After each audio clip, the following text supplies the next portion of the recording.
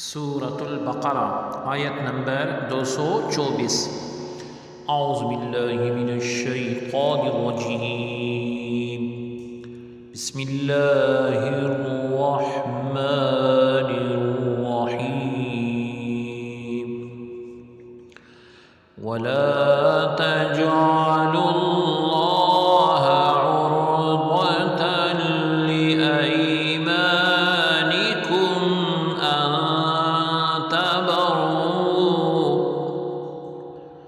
أن تبروا وتتقوا وتصلحوا بين الناس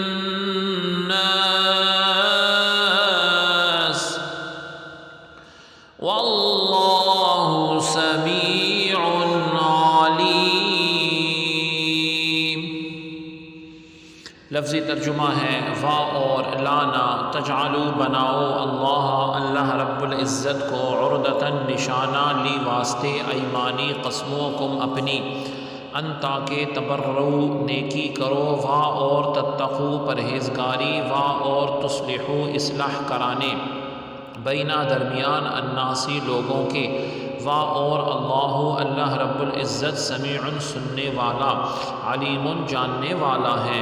بامحاورہ ترجمہ ہے اور اپنی قسموں کے باعث اللہ رب العزت کے نام کو لوگوں کے ساتھ نیکی کرنے اور پرہیزگاری اختیار کرنے اور لوگوں میں صلح کرانے میں آڑ مت بناؤ، اور اللہ رب العزت خوب سننے والا، بڑا جاننے والا ہے۔ آیت کی تفسیر میں فرمایا گیا وَلَا تَجْعَلُوا اللَّهَ عُرْضَةً لِأَيْمَانِكُمْ، اور اپنی قسموں کی وجہ سے اللہ رب العزت کے نام کو آڑ نہ بنا لو۔ حضرت عبداللہ بن رواحہ رضی اللہ تعالی عنہ نے قسم کھائی تھی کہ میں اپنے بہنوئی حضرت نعمان بن بشیر رضی اللہ تعالی عنہ سے نہ کلام کروں گا، نہ ان کے گھر جاؤں گا، اور نہ ان کے مخالفین سے ان کی صلح کراؤں گا۔ جب ان کے متعلق ان سے کہا جاتا تو وہ کہتے کہ میں قسم کھا چکا ہوں، اس لیے یہ کام کر ہی نہیں سکتا۔ اس پر یہ آیت نازل ہوئی اور نیک کام نہ کرنے کی قسم کھانے سے منع کر دیا گیا۔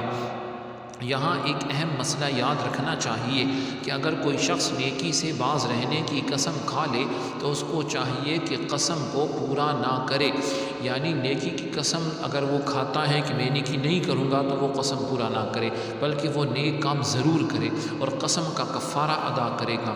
حضرت ابو ہریرہ رضی اللہ عنہ سے مروی ہے، مسلم شریف کی حدیث ہے کہ رسول اللہ صلی اللہ علیہ وسلم نے فرمایا جس شخص نے کسی امر پر قسم کھا لی پھر معلوم ہوا کہ خیر اور بہتری اس کے خلاف میں ہے تو چاہیے کہ اس امر خیر کو کر لے اور قسم کا کفارہ دے۔